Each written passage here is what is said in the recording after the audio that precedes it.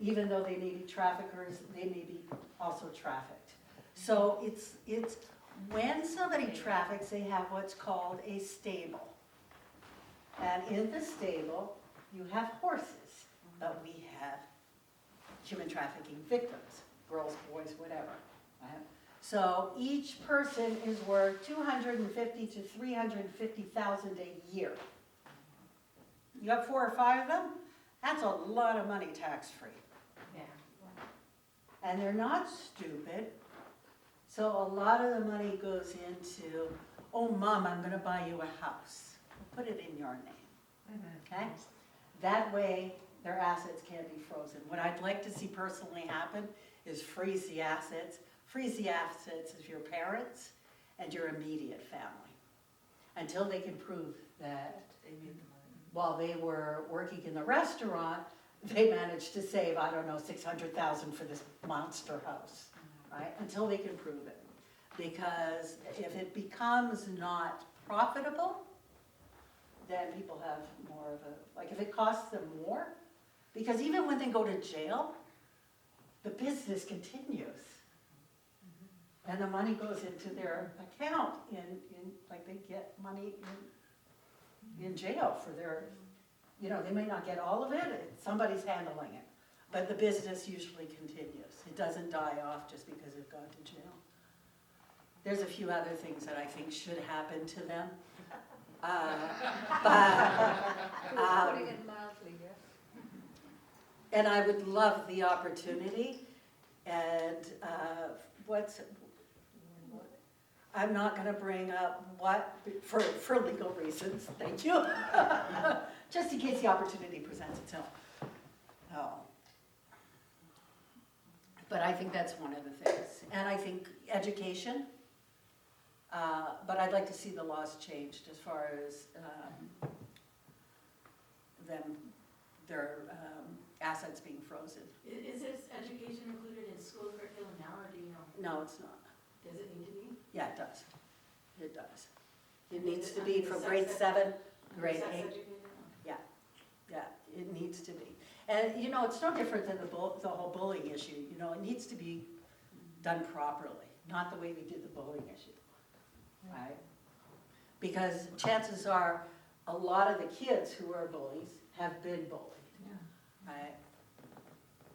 And a lot of the kids, the youngest trafficker to date so far in this area, anybody want to guess how old he was?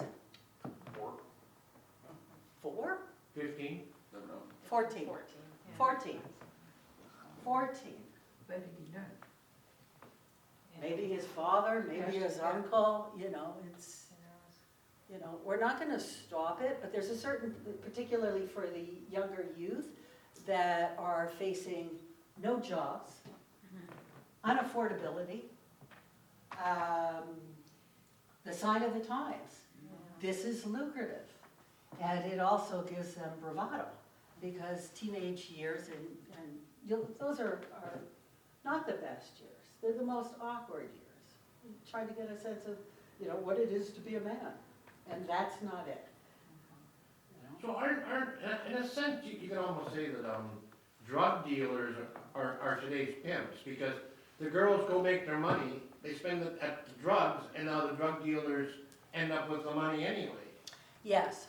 And I mean, a lot of times when you see people that are working on the streets, low end, they've kind of, like I ended up on the streets low end. I started high end. Actually, I started as a child where I didn't have the choice, but, you know, went high end to where you end up, once you're so immersed in drugs, you've depreciated your value, right? Somebody's going to pay you $20 and they might not pay you $200 for the same service, right? Just based on what you're delivering. And the thing that happens for survivors is you disassociate, because that's the only way you're going to survive. And it's not like you sit there and go, oh, I'm going to disassociate. It just happens. Like it wreaks havoc on your psyche, on your soul, on your emotions, intellectually. You mentioned you went from sort of high to low. Was that with the same organization like The say same. trafficker? Yeah. No, so in my day, so how do I put this? In my day in Canada, Canada's always been a little bit softer than the States in a lot of areas. We say thank you and sorry a lot more. You would go from one to another. So in order to get out of a bad pimping situation, because there's poachers, there's always poachers, right? So they approach you. and They, you- yeah, or you approach them, and it gives you a couple of days break. Mhm. When I was in the States, it wasn't quite like that. You know, I went to a party and I was sold. End of story. And it was brutal from the beginning. We're reaching also a time now where it's brutal in Canada from the beginning. There is no more, the courtships are shorter. They're more intense so that a pimp or a trafficker can make, you know, reel it in quicker, you know. So, So, quick question for Melanie and then one for the both of you. Because prior to jumping on board this project, your knowledge on the realm, sort of like myself, was sort of limited on human trafficking. So after working with creating such a symbolic and illustrative puppet right there, how was it for you, just from the perspective of someone going in deep to all this information? Well, it was pretty troubling because, you know, there's just so much, I think a lot of negative news these days that I try to distance myself. Like we've watched children's movies lately. I can't handle it sometimes. So just having to go through that was really troubling. You know, the building process in itself was pleasurable, but yeah, getting to the end and learning that, and then just seeing, and I guess because I've been more aware of it, because you would post a lot of articles, but then, and most of them I would just go and look, okay, yeah, Robin posted, and then every so often, like, stuff would come through that she hadn't posted, and it's just like, it was not difficult to find this information. Right, and You know, and, you know, one organization in Peterborough, or the police, said their youngest is 11, and it's growing despite perceptions, and it's quite shocking. do you think if you had not jumped on board the project,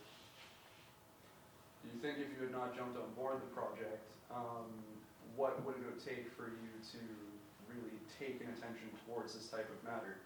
Just, you know, so maybe your answer to that could give a little bit of a clue to the best way to bringing it to other people's attentions that can't just, you know, come in on an art project or, you know, put something this symbolic into real life. Well, that's a good question, because on one hand, it's there a lot, so you kind of imbibe it unintentionally, but I would avoid a lot of reading about it because it's depressing.